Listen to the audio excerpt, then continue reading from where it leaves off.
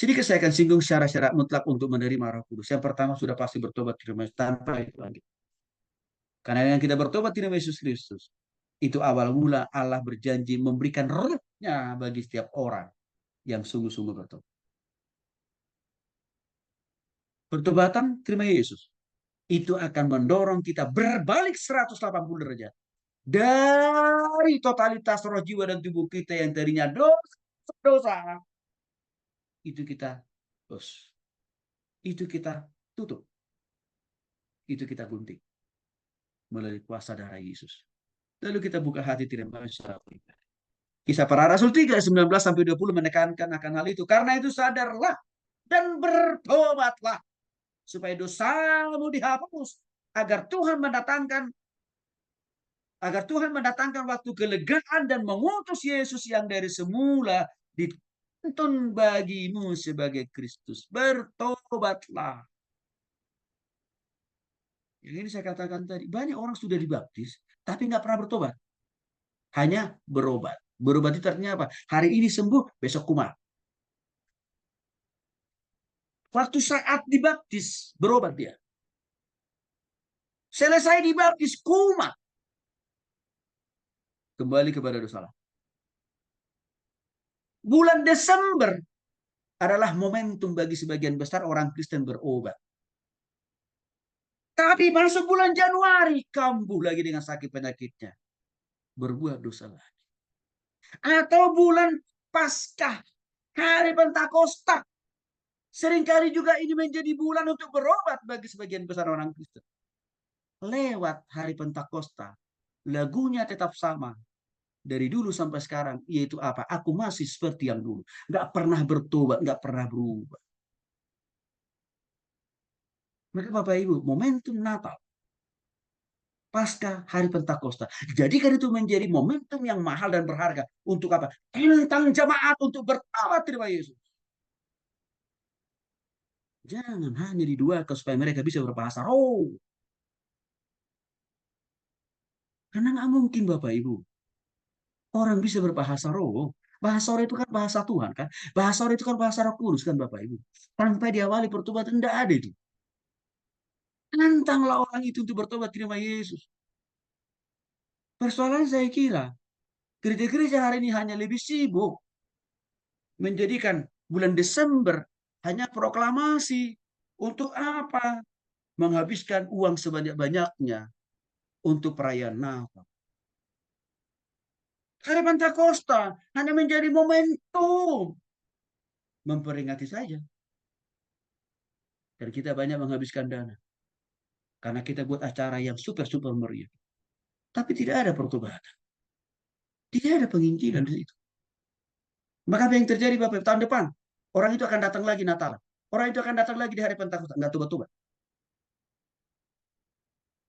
Makanya Efesus pasal 1 ayat 13 mengatakan. Di dalam dia. Siapa ini maksudnya? Dalam Kristus kan? Kamu juga. Artinya Bapak Ibu dan saya kan? Karena kamu telah mendengar firman kebenaran. Yaitu apa? Injil keselamatan. Artinya apa? Waktu kita sungguh-sungguh bertobat tidak secara pribadi dalam hati kita. Itu kan artinya ini kan Bapak Ibu. Di dalam dia. Artinya waktu kita dalam Kristus. Sudah sungguh-sungguh bertobat. Ketika kamu percaya. Dimateraikan. Disahkan. Dilegitimasi. Dikukuhkan. Atau dicap. Secara roh. Dengan Roh Kudus. Yang artinya apa? Waktu kita bertobat terima Yesus. Bukan hanya Yesus yang kita terima. Bukan hanya Tuhan yang kita terima, tapi juga Roh Kudus. Sudah kita terima. Sudah juga tinggal diam dalam hati kita. Waktu kita bertobat terima Yesus. Dan terusan ayat ini Bapak Ibu bisa lihat nanti dalam Efesus pasal 13, 14, 15, 16. Roh Kudus itu terus-menerus kok tidak pernah lari dari hidup kita. Tidak pernah meninggalkan kita. Dia selalu ada dalam hidup kita. Cuma persoalannya, kita mau dipimpin oleh dia nggak dari waktu ke waktu. Waktu kita mau dipimpin oleh Roh Kudus dari waktu ke waktu, Roh Kudus itu mampukan menguatkan Bapak Ibu dan saya. Sampai kuat menghadapi masalah persoalan dan pergumulan. tekanan selama kita di dunia sampai dia menjadi saksi bagi kita di surga. Ini jelas mengatakan, mengajarkan kepada kita. Bapak Ibu dikasih oleh Tuhan Kristus. Terima Yesus dan terima Roh Kudus, bukan parsial. Artinya apa? Terima Yesus dan terima Roh Kudus itu bukan berdiri sendiri, enggak. Itu satu kesatuan yang utuh kok itu. Nah, cuma sekarang ada tafsir baru. Terima Yesus itu sendiri, terima Roh Kudus itu nanti di hari Pentakosta. Salah. Waktu zaman perjanjian baru, iya. Tapi di zaman sekarang, Bapak Ibu, antara terima Yesus dan terima Roh Kudus itu satu kesatuan yang utuh. Artinya waktu kita bertobat terima Yesus secara pribadi, di situ kita menerima Tuhan Yesus, di situ juga kita menerima Roh Kudus. Karena Tuhan Yesus itu juga adalah Allah dan Roh Kudus itu juga adalah Allah yang sama. Jangan dipisah-pisah. Tadi coba dijelaskan dalam Efesus pasal 1 ayat 3 ini. Jadi mungkin Bapak Ibu bertanya, berarti kalau begitu Pak Tony, hari Pentakosta yang kita peringati tiap tahun itu penting nggak? Sangat-sangat penting. Wajib nggak? Wajib. Tapi perlu saya jelaskan. Apa yang harus kita lakukan pada waktu memperingati hari Pentakosta? Satu, kalau masih banyak jemaat kita yang belum sungguh-sungguh bertobat terima Yesus, kehadiran mereka pada saat perayaan hari Pentakosta, pantang mereka, undang mereka untuk apa? Bertobat terima Yesus. Itu. Jadi jangan biarkan mereka hanya datang dan pergi pulang. Nggak ada gunanya. Pastikan waktu ribuan orang datang. Ya. Karena Injil Kristus tantang mereka bertobat terima Yesus, Bapak Ibu. Karena kalau tanpa itu, sia-sia mereka datang. Itu bagi orang yang belum bertobat terima Yesus. Bagi kita yang sudah bertobat, atau jemaat kita yang sudah bertobat, apa yang bisa kita lakukan di dalam momentum hari Pentakosta? Bimbing mereka untuk selalu tiap-tiap detik, menit, jam, hari, bulan, dan tahun. Untuk selalu hidup dipimpin dan dikuasai oleh Roh Kudus. Jangan hanya pada bulan Pentakosta dipimpin oleh Roh Kudus.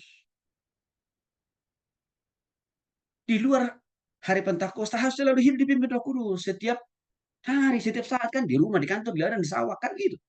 Itu bagi orang yang sudah bertobat.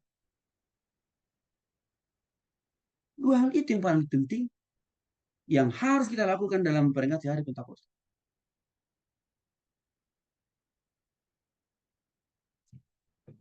Sangat terlihat loh. Bukti-bukti nyata kalau orang sudah dipimpin oleh Roh Kudus atau sudah bertobat kepada Kristus.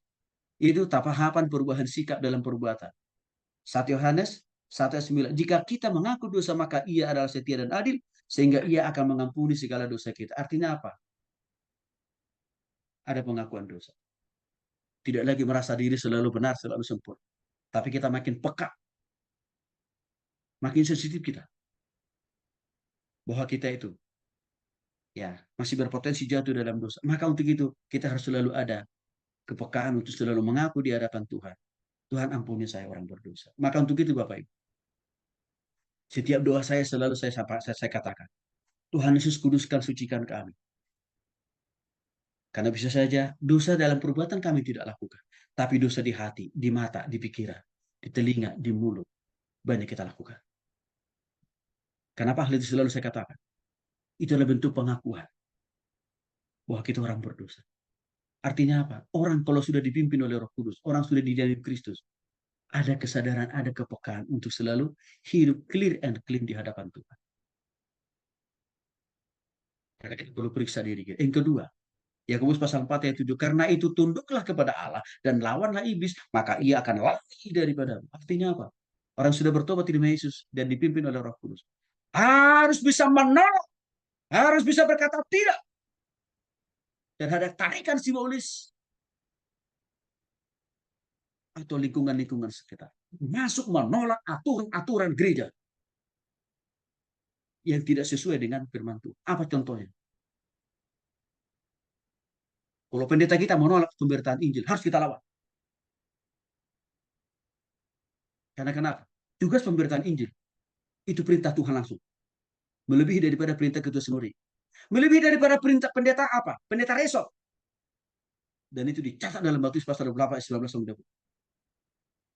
Maka kita harus lawan. Kita harus tolak. Artinya kita harus memberitakan itu. Bahkan termasuk kalau negeri kita ini pun misalkan mengeluarkan undang-undang, dilarang mendirikan gereja. Kita harus mendirikan gereja. Dilarang beribadah, kita harus beribadah. Karena kita harus lebih taat kepada Tuhan daripada pemimpin kita yang ada di negeri ini, termasuk di gereja. Itu tandanya Roh Kudus ada di hidup kita. Tapi kalau kita langsung menyerah, aku menyerah.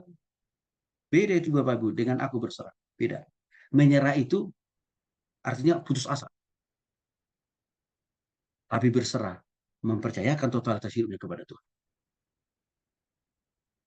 Orang yang menyerah, orang yang putus asa. Tanda orang itu belum bertobat pada Kristus dan juga tidak didiami oleh Roh Kudus.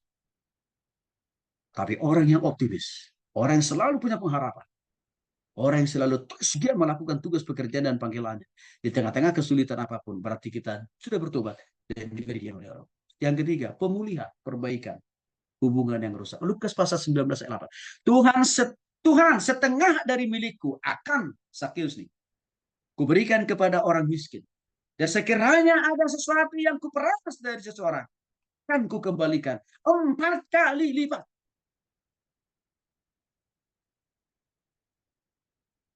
Sakeus, pegawai pajak itu, setelah dia bertobat kepada Tuhan, dia berani membalikan atau membayar ganti rugi.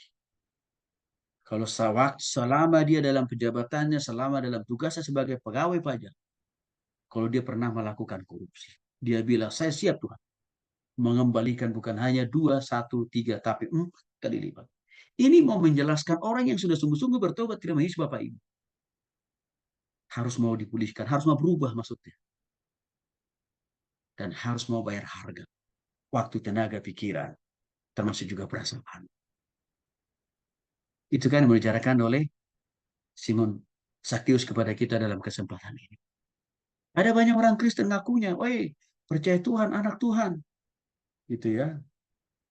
Tapi nggak ada perubahan, nggak ada pertobatan, nggak ada perbaikan.